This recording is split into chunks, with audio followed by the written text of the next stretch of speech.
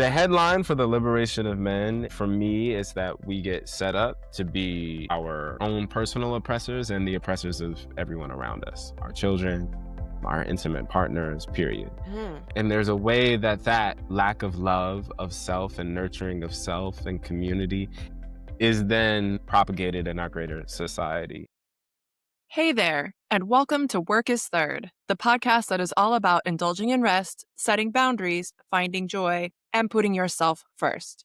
I'm Dawn Hunter, your host, and I'm so excited you're here. Today's conversation is one of my favorites. Joshua Jackson is here with some personal tea, and what you'll hear is pure realness, vulnerability, wisdom, and the kind of honesty that makes you stop and reflect on your own life. Joshua introduces the idea of distress recordings, or those old scripts from childhood that replay in adulthood, and how healing them helps us live with more joy, freedom, and love. If you want to skip around, I've added section markers in addition to the regular chapter markers. But honestly, you are going to want to stick around for the whole thing. Let's dive in. Hello, Joshua, and welcome to Work is Third. Hello, Dawn, Hunter. Work is third. It's amazing to be here. You know, it's like, they may not know this. Should I tell them? You should tell them. This is the second time around. So I have the honor and privilege of doing this twice. And I promise you, it's like being able to bring you back into my heart and this space in such a short period of time feels really wonderful and like a blessing more than anything. So happy to be here. I'm happy you're here. This really does feel wonderful. And we had such a good conversation. And I just blame Mercury retrograde because we had technical issues that we could not resolve. And so we are back here again to have another beautiful conversation with each other. After Mercury in retrograde. After retrograde. It has ended. We are out. Yes. We can sign contracts. We can send invoices out. Yes. Yeah, we are still in the shadow period, but we can move forward. Hold on. There is that. Okay, I'm still feeling that. That all makes sense. Mm-hmm. But I am glad that you're here, and we're going to dive right back into it and start off with the question I ask every guest, which is a word to describe how you're doing today. I went to bed at 3:37 a.m.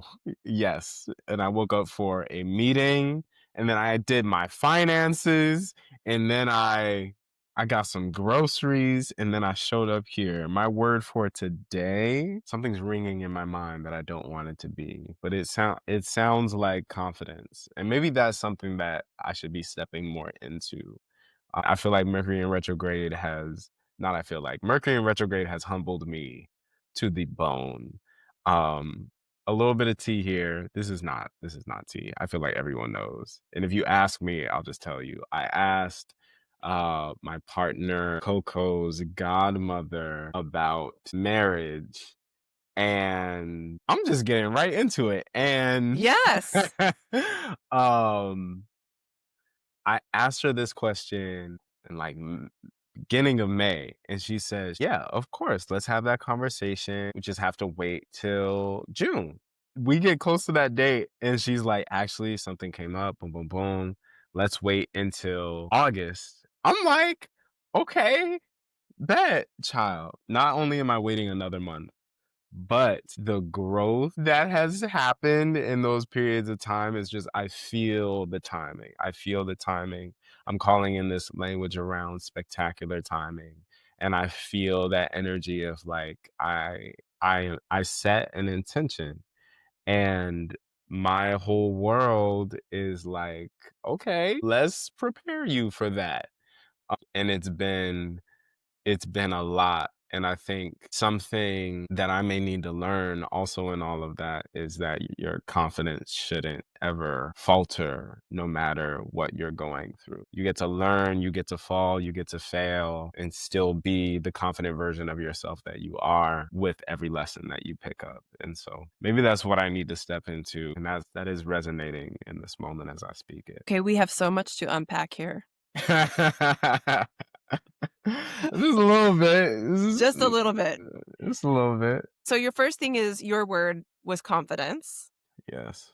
Yes. And really interesting, last year I read Worthy by Jamie Kern Lima. I feel like you told me about this last time. I might have. So it was interesting because it came into my lap kind of as a referral from someone else. But she gets Uh-huh. into this really interesting discussion about the difference between confidence and worthiness. Uh-huh. And what you just said reminded me of that book because what she says is confidence can falter, but worthiness never changes. It's like if you feel you are worthy, and I felt like that's what you were saying. Like when Mm. you feel you are worthy, that is something that grounds you and is foundational to your being. And whether or not you are confident is a different thing. And like that can change depending on the situation. And I don't remember all the nuance of it, but I do remember that lesson from the book. And so when you were just saying that just now, it made me think that like Mm. exploring that idea, maybe it's not different, and maybe they are the same thing, but it really resonated with me just thinking about my own confidence levels too and my own Yeah. sense of worthiness and how to unpack like being confident in situations comes from knowing your worth, right? You inspire me.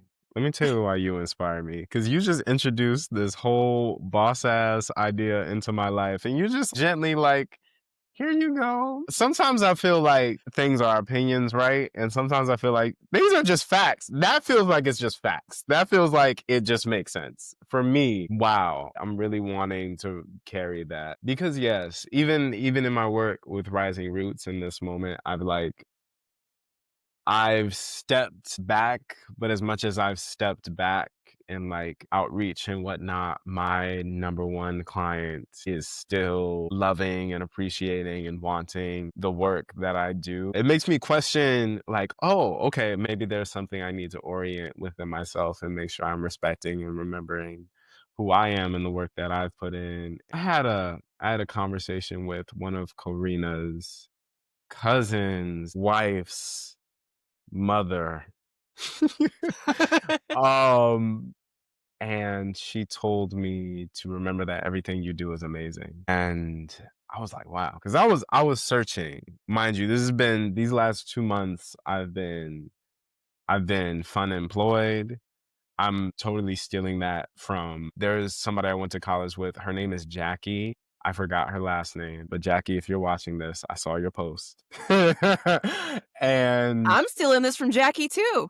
yes, Fun employed. fun Love it. employee. And it's been rough, it's been real, and I feel like I caught a whiff of that realization around the waiting being periods of initiation or recognition and self-alignment after they aligned with like heavy things happening. So in that first period, um I earned my first three, I want to say 3,000 in my business. It was amazing. And in that second period, I was fired. And I was fired. I've gotten several months behind on bills and things. I was super, super stressed. Everything was telling me not to be worried. I was still worried. Nothing has happened.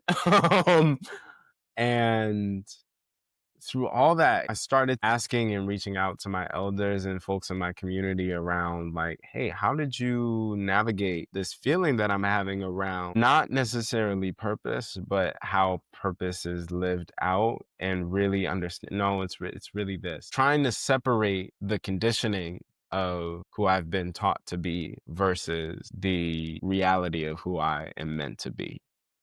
And in that, I was asking Umi, I was like, when did you know? And she said, when she turned 50. I was like, Umi, damn. Then another 25 of my life. Okay. That sounds like it's a long way off when you are 25. Yes. Yes, it Yes. does. And a lot of what she spoke on was being proud of everything that she had done because everything that she had done had accumulated to that self understanding. And yeah, just a lot of love and a lot of respect to her because then I'm able to integrate that into my own, just sitting with myself, being with my ancestors, and taking all these lessons as part of a greater, like, life is not against you. life is working with you. And when I have started to put those pieces together, and then I forget and I remember to pull those pieces together, like, this is working for me. This is working for my benefit. I'm behind on these bills for my benefit because I need to look at my shit in a way that is going to benefit the life that I want to have with child/children, with wife, with my business, with my body and capoeira, with my music, with my art, with my community, with my world. I need to look at all of these things that are kind of not falling apart, but they looking unstable. I'm not And laughing at your situation. no, wow. I'm laughing because I can relate to how you're feeling. Mm. And also just the messiness. And you look at the messiness and you're like, Mhm. it's not looking that great right now. Mhm. Yeah. Yeah. And I feel like I'm grateful that we get to look at each other and notice that, because I hear the people closest to me say the same thing. I'm like, no, you're not crazy. You're not messy. Like, you are not messy. Maybe, okay, these things we are going through or the situations we've maybe set up are messy, but like, I'm hearing everybody going through this shit. So the problem can't be you.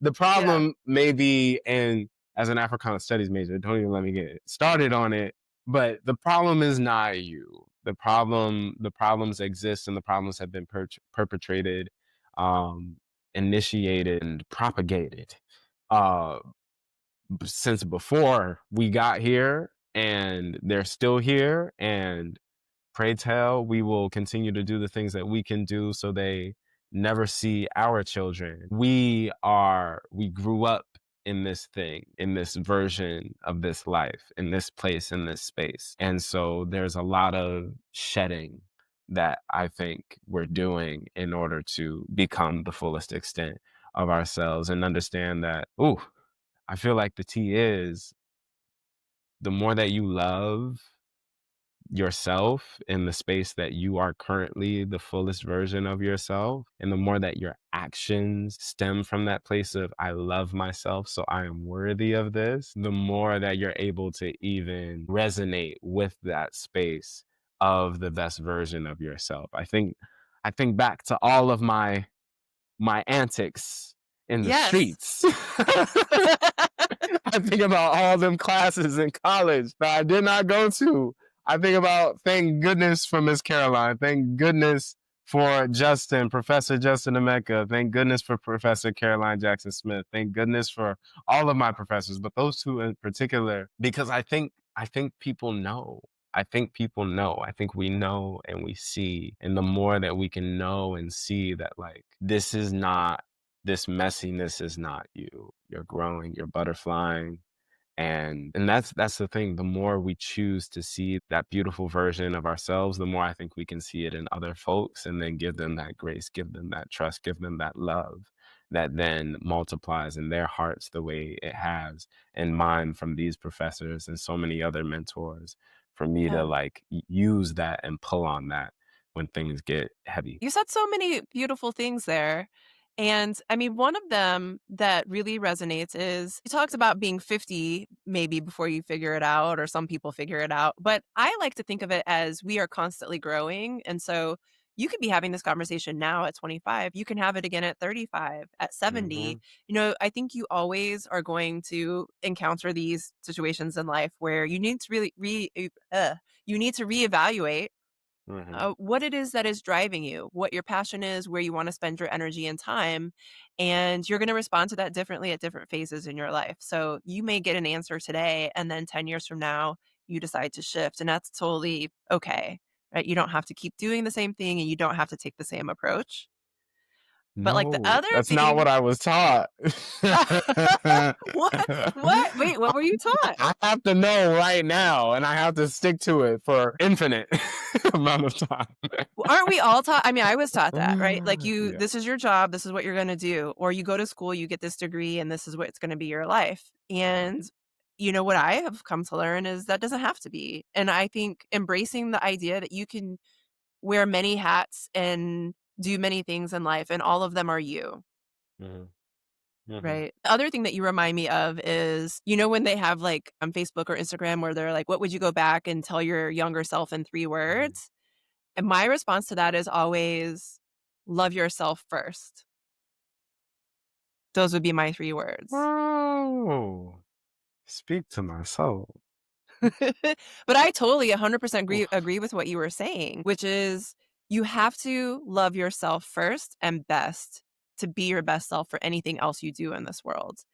And Mm, I think so many of us are seeking love and validation through our jobs, through our relationships, through our accomplishments, especially as we get out of school, that we forget that we are the foundation of our love and success, right? Like, because we weren't taught. We yeah. weren't taught that. We weren't taught how to hold that. We were, and I say we. Shoot, let me talk about me. I was not taught. I was not taught that, and so it's a relearning, and I feel like collectively there's a relearning of that. I was just thinking about it's all. Don, this podcast is amazing, yo. Oh, invite me back every week.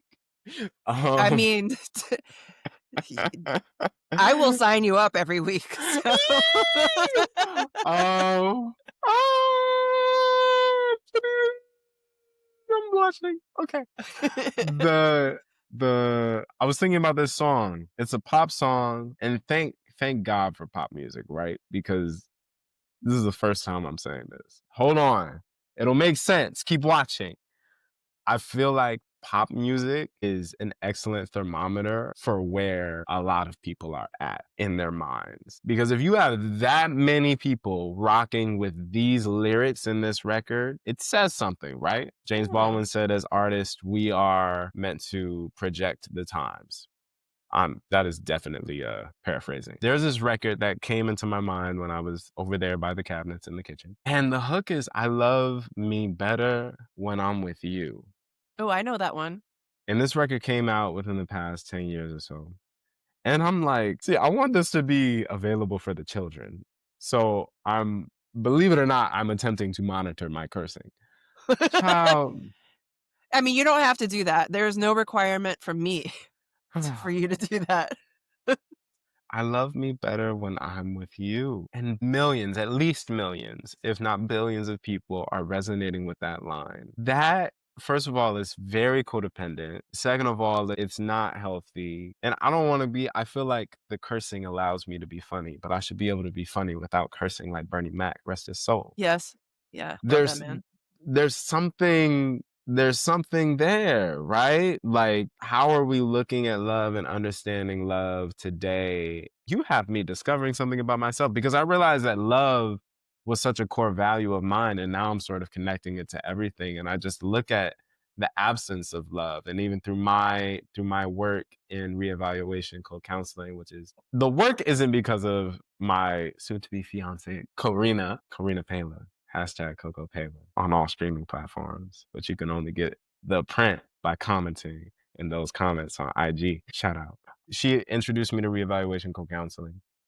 In reevaluation co-counseling, we study.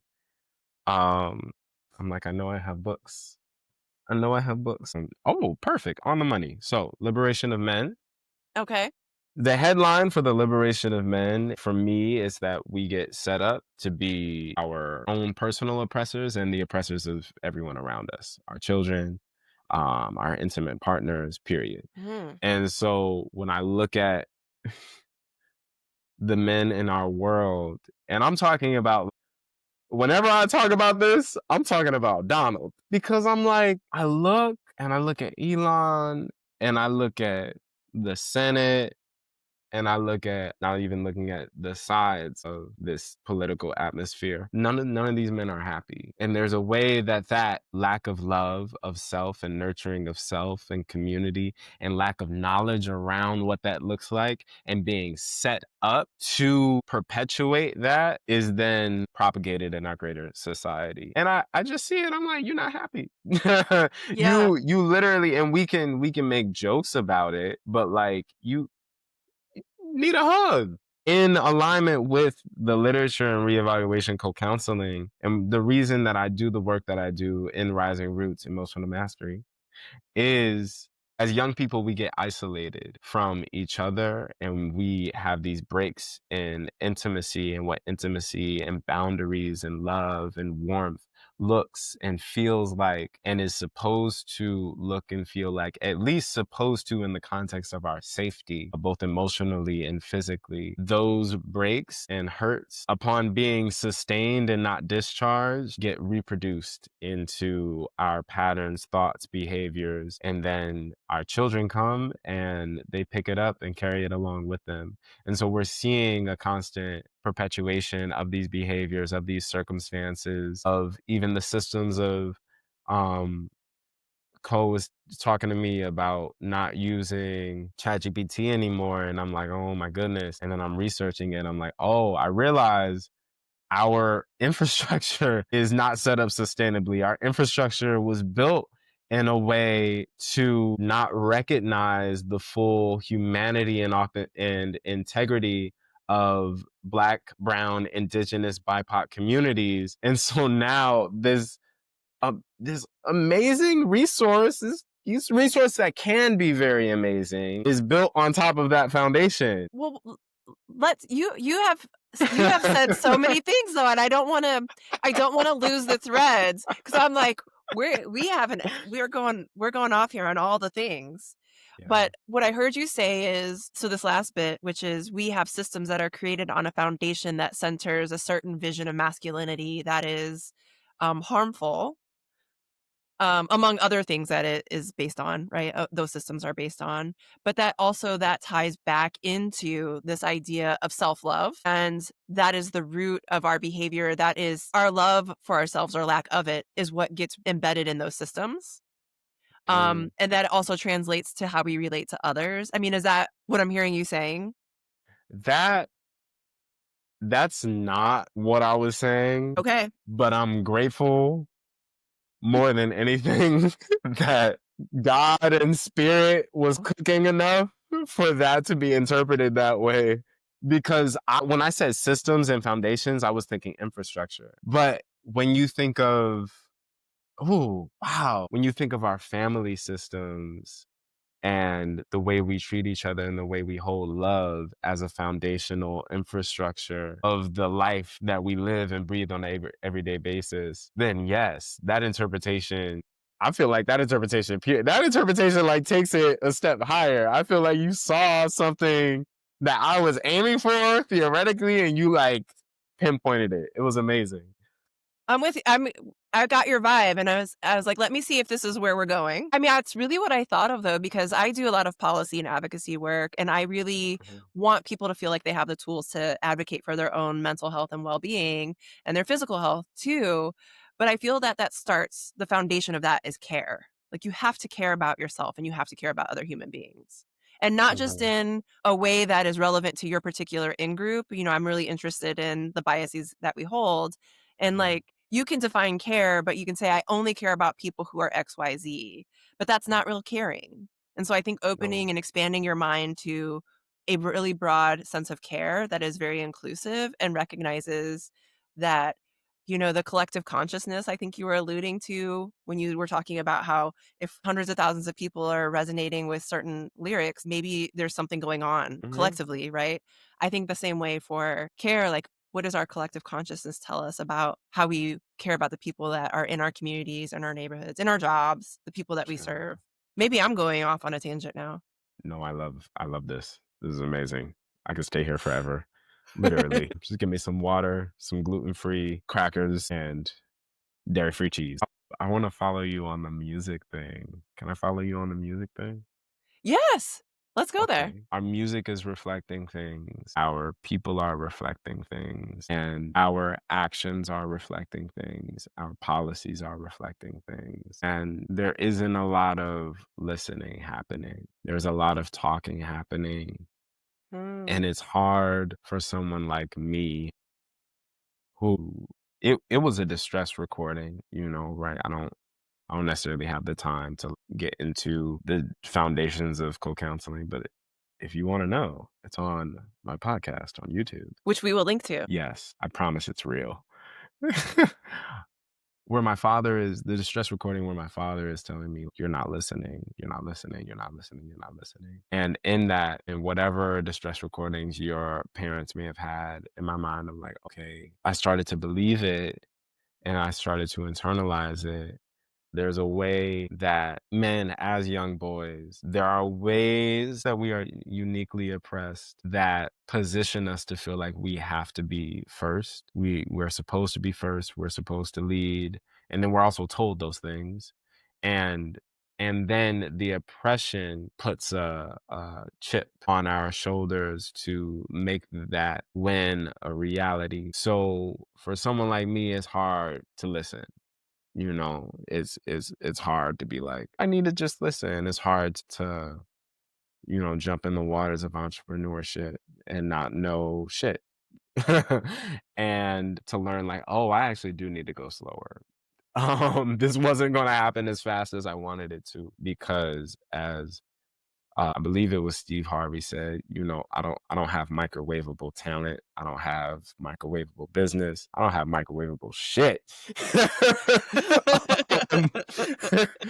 I've had it. I have been houseless in a motel eating TV dinners, and it did not do well for my digestive system, boo-boo. It did not, it's not me. I am in this process, and I think we are in unique positions to have to uncomfortably figure out how we are going to follow and how we are going to lead. And something I'm noticing is the way that co-counseling is set up. There is a structure where you have your regional support, group support, your area reference, boom, boom, boom, and then your international reference people for your constituencies. The leaders in a lot of my constituencies are women, are Black women. And I'm like, it hit me a couple of weeks ago. I was like, oh shit, that's intentional.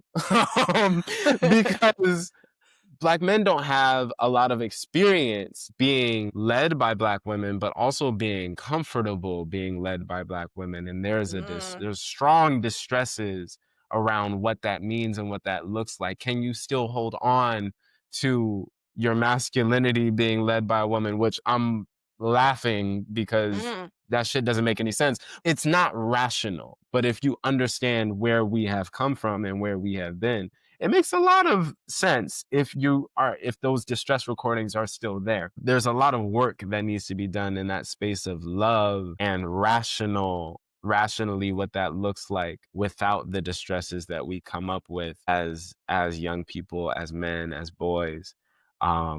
There's a lot of work that needs to be done there. And being in the position of leading, another point, and then I'll pause, I promise.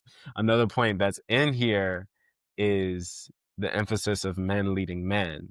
So I was led into co-counseling by my partner as a Black woman.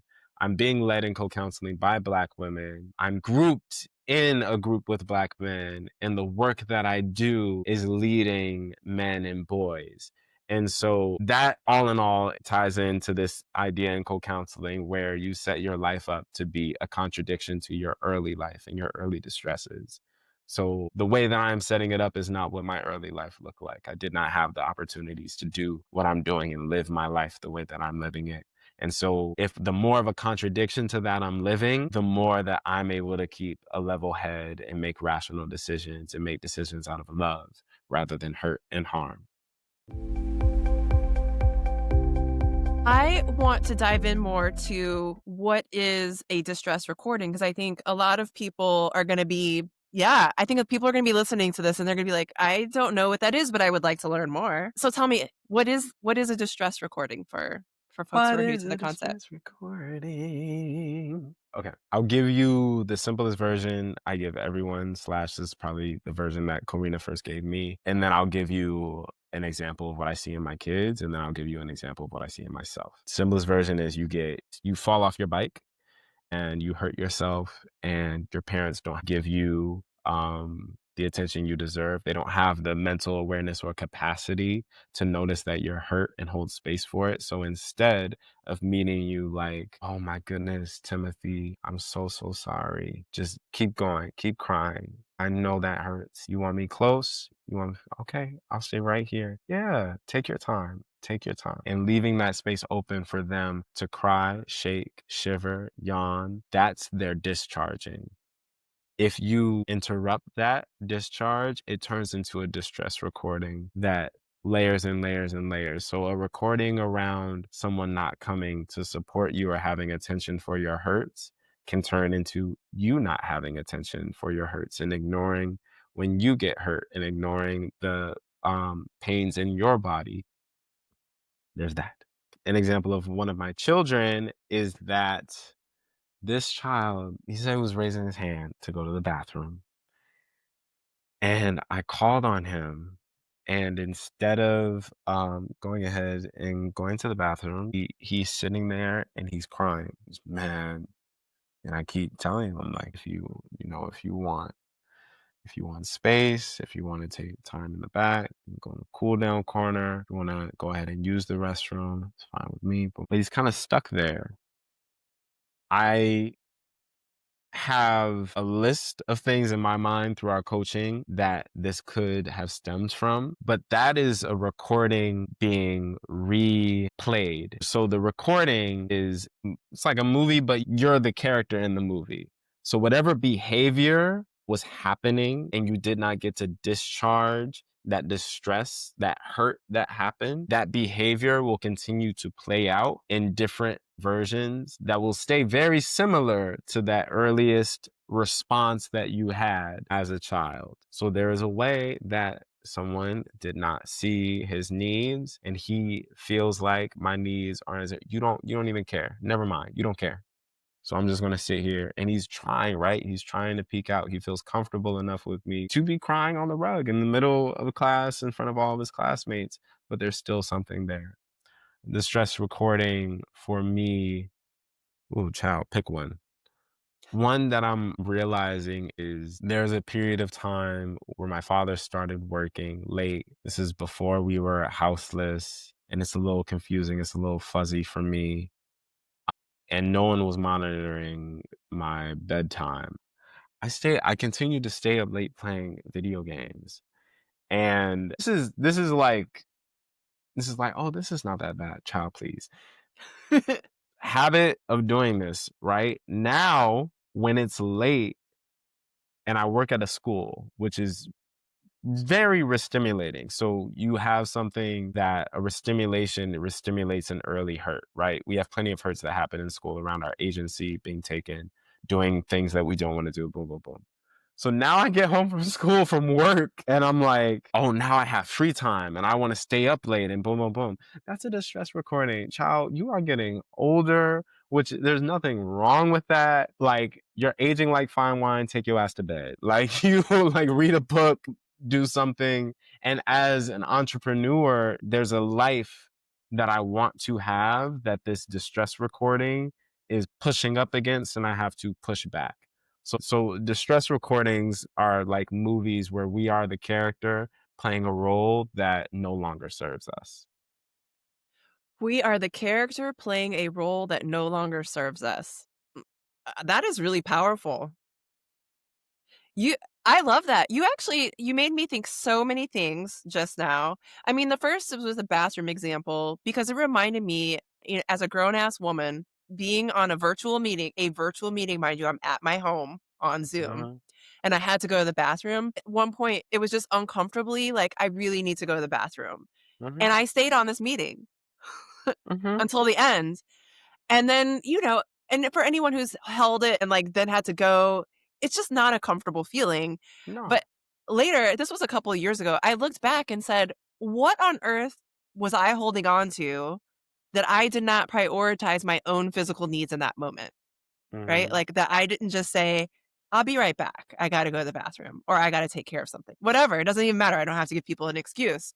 But at that moment in time, I didn't I had this message that said, this is the way to behave in this situation, which was not healthy for me. But then you also made me think because you started this conversation talking about being up until 3:37 AM, I think was the time. And I've I've had plenty of those nights. I have it's 2 in the morning and I'm still farming on Stardew Valley. So Have to. I get it. I mean, it's also very relaxing, but I do think you're right because you talked about being an entrepreneur. And even if you're not a business owner and say you work a 9 to 5 or whatever, can you set Right. boundaries with yourself so that you can have fun and do things like play video games and read books and those other things that you Mm. love, but also not let it interfere with your success in other areas? Okay, here's the thing. Here's the thing. This is why this work is necessary. If you're an entrepreneur, you need this work. If you're a 9 to 5, you need this work. If you're a child, whatever age you are, you need this work. Because it's not just setting boundaries with yourself. And that's the thing that I love about reevaluation co-counseling. It really saved my life in this way. You were trained and conditioned like an athlete to think and behave a certain way. It's not all your fault. Like, it's not all on you. This is not like, oh, you just keep messing up and you're an idiot, or insert the word or whatever keeps playing in your mind as a recording over and over again. You were trained, most of us, to raise your hand and ask someone for permission to do a bodily function. You were trained to ask someone if you could perform a natural thing. Which one is the issue here? Is it you? I'm just so when we talk about that, and I create these spaces for people to let go, do this work of discharging these early hurts. It's yes, it's how can I engage in discipline? And also for me being in co-counseling, how many sessions can I set up from, a mini session of 5, 10, 30 minutes, or a full session of 45 minutes to an hour, hour and a half of just crying, shaking, shivering, talking through how, okay, I'm scared right now. I was scared to get on with you. So there's ways that I'm sabotaging showing up today. Why am I sabotaging showing up today? Because I don't feel worthy. Why don't I feel worthy? Let's take it way, way, way back to mom and dad early, where my mother wouldn't pick me up from daycare. And so there are these ways, these things that are, I'm not laughing at that. There are these things that I went through very, very early that taught me something about myself that I have to be like, that was a lie. That Yeah. was a lie. This is who I am. This is how I have to engage with myself. And as a coach in my business in Rising Roots, I get to get in there with people, and it helps me with myself. It helps me to stand here and do this work and say this. I'm like, okay, what do you need to do with you, boo boo? Um, yeah, because you were set up in this way Right. as a person that looks like this, that holds these beliefs, that grew up in this household with this family, in this country or this place or this space, that has this gender. You were set up to think certain things, believe certain things, say certain things, use certain things, do certain things, and in order to maintain our autonomy, we need to have opportunities, grace, love, care to change. And Yeah. to not just, and I realized it a couple of days ago, this question of can people change? That's not the question. It's will we give people the opportunity to strip away enough conditioning so we can see who they were in the first place before they committed this act? Before they did this thing that was so horrible, can we give them an opportunity to strip it all away? And I'm not saying this is a perfect system. I'm not saying this is perfect. I'm saying Yeah. there are 70 years of research backing reevaluation co-counseling that says it is possible to discharge these early hurts and these patterns and behaviors to reveal the person that is under all of those actions. Now this makes sense.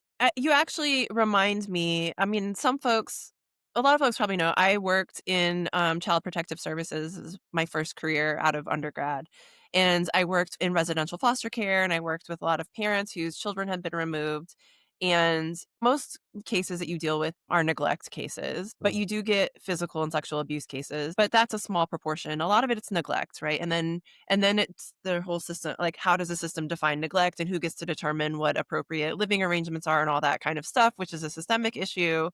Mhm. But I think one of the challenges is that you're dealing with parents who were raised a certain way, who were told a certain way to behave, or who didn't have adult structure, who what's the term when you parentified, right? When you're taking on adult responsibilities at a young age, they don't know how to be parents because they didn't have good parents.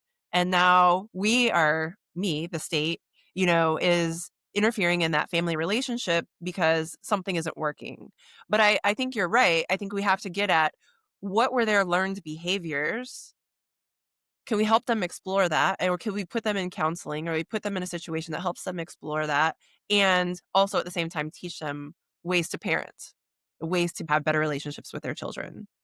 And when we talk about the state, we're talking about a system, not individuals. We're talking about a system that has been throwing rocks, hiding hands, and spoon feeding poisonous medicine for centuries. We're talking about a system that was built by people with distress recordings of deep grief, deep lack, deep, deep seated famine, and deep-seated classism. So when we talk about the state, there needs to be a strong, consistent, persistent force of solution-oriented thinking where the solutions are stemming from what is the deepest sense we can see ourselves and the people around us and make decisions from that.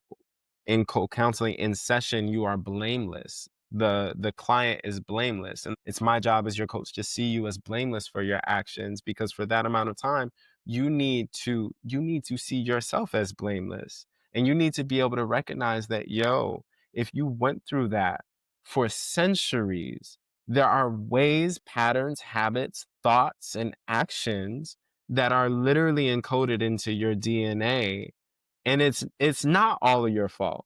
We need Right. to take time to acknowledge what has happened and what you have done and what collectively we can do to mend this.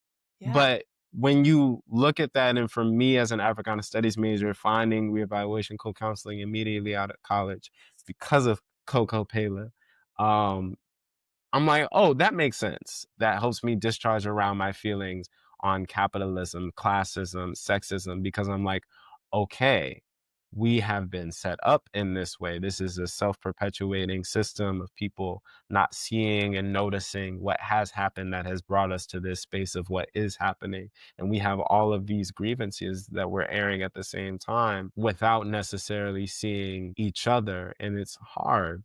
But I think co-counseling, and I believe that it's one of the most powerful tools we have, where no matter what, we sit down and we share time. If it's 5 minutes, it's 5 minutes each way. It could be 10 minutes, could be, those longer times of 45 to an hour.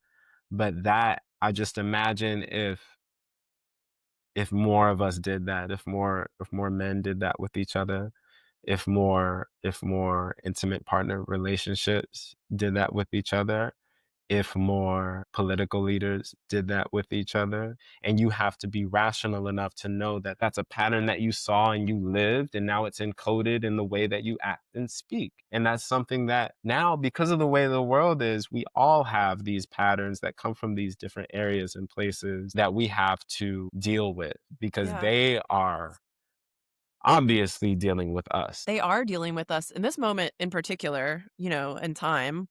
But I want to pick up on what you were talking about, feeling your feelings, feeling the expression of those patterns, Mhm. because I do think that one of the challenges that we have, and I agree, is that we're told not to sit with our feelings or to solution ourselves out of them. Where it's like, if I'm feeling Yeah. bad, I need a solution. Nobody ever says, I'm having a great day. I need to figure this out. Yeah, But people say I'm having a bad day, I need to figure it out. Why? that's powerful. Right? You don't. You just need to experience it. And I think that's part of the challenge right now is that we're not comfortable sitting with those negative emotions and those negative experiences and understanding not just like on an individual level as you were describing, but on a societal level, the history of our experience and how that drives our behavior because it is driving, I think, a lack of care, a lack of connection today.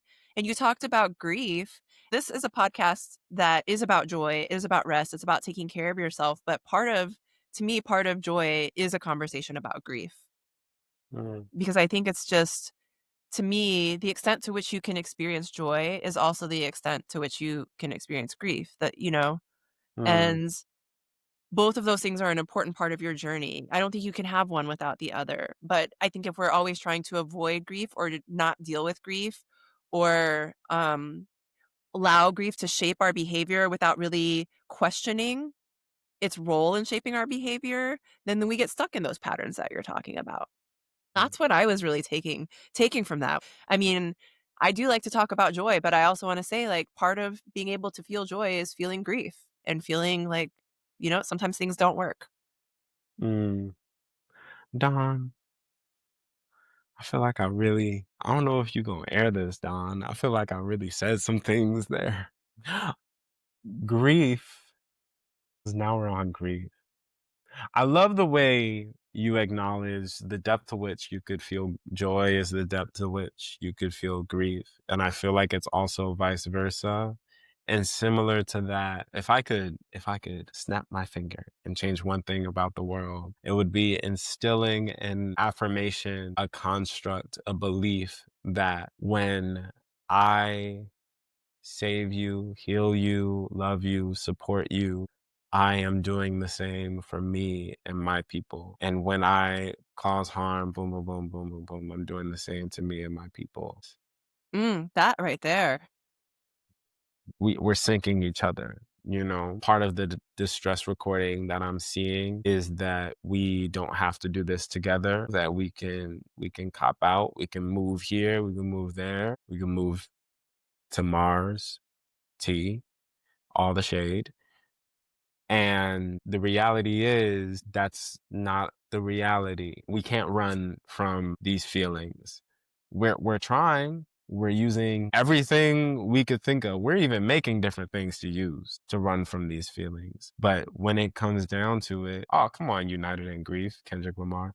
I feel the lines of connection. When it comes Yes. down to it, I'm realize if I don't take the time to grieve in this particular moment where I'm at in my life, take the time to grieve uh my early childhood feelings. And when I talk about early childhood, I'm talking about 0 to 7 and reevaluation co-counseling.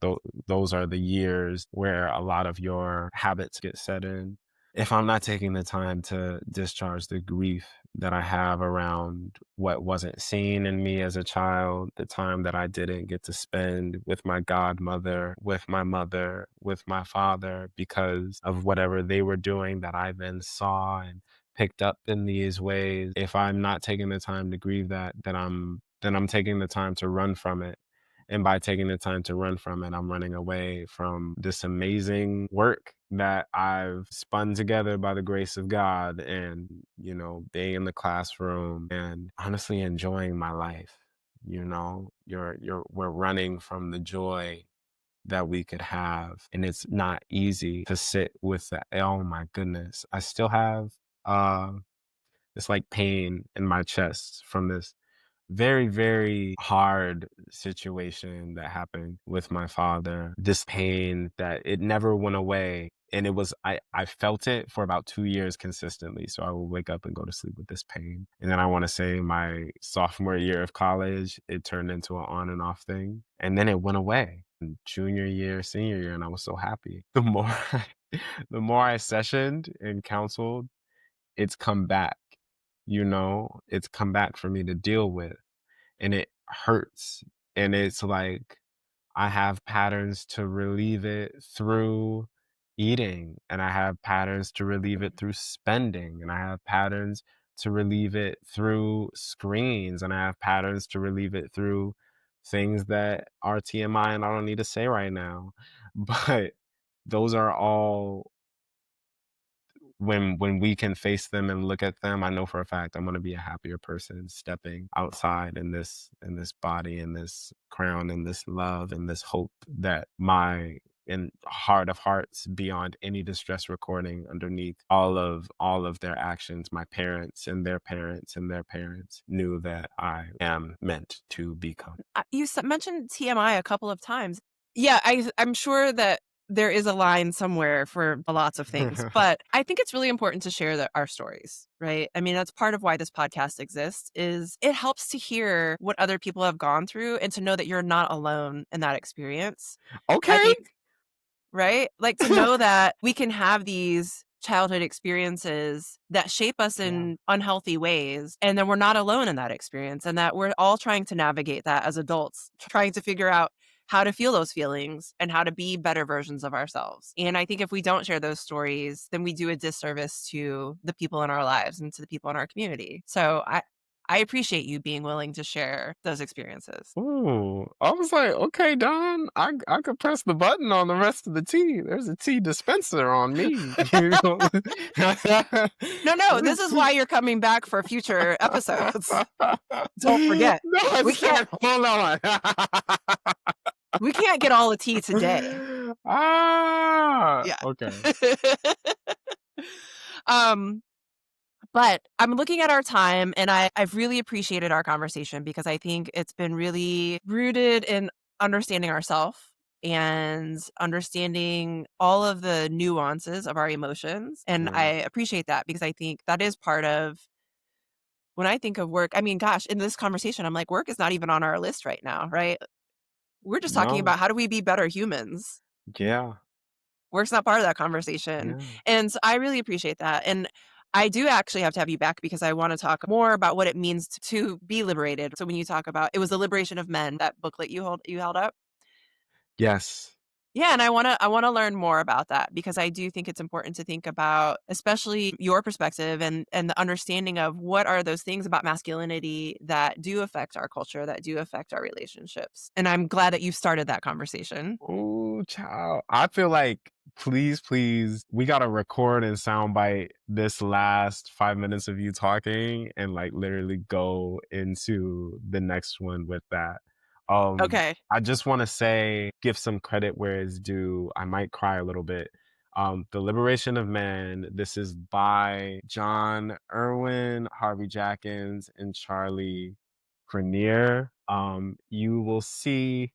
Oh yeah, they're coming already. You will see, this is my mess today, Professor Justin Emeka, who he changed my life the day he told me he was mad at me, and it just really, he didn't show it, he just told me and he communicated, and it really did something to me for real, for real. Um Shout out Weedie Braimah, world renowned djembe fola. His album Hands of Time, these are his hands on his djembe. And this is my partner, Coco Pela. She has, first of all, both of those people have changed my life. Corina Pela um, is the reason I'm here in a lot of ways. If there was ever sun to a flower, she is the sun to my flower that is blooming in this world right now. So that's me, Joshua Jackson, Rising Roots, Emotional Mastery.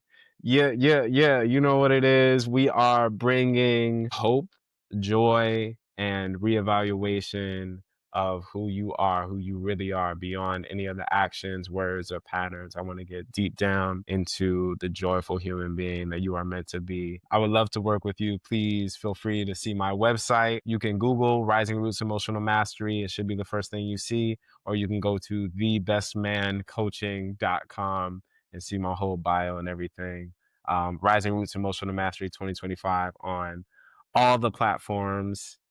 And yes. Yes. I can't even follow any of that up. No, you're such an amazing guest. You're such an amazing human being. I'm so glad that you are in my life and that our paths crossed when they did. Like, this is amazing. And you are an incredible Likewise. person doing great work in the world, and I'm grateful to know you. Don, to be able to oh to be able to have done enough work on me and my life and who I am and um how I hold myself in this world to be given a platform so expansive and abundant as yours is truly, truly an honor.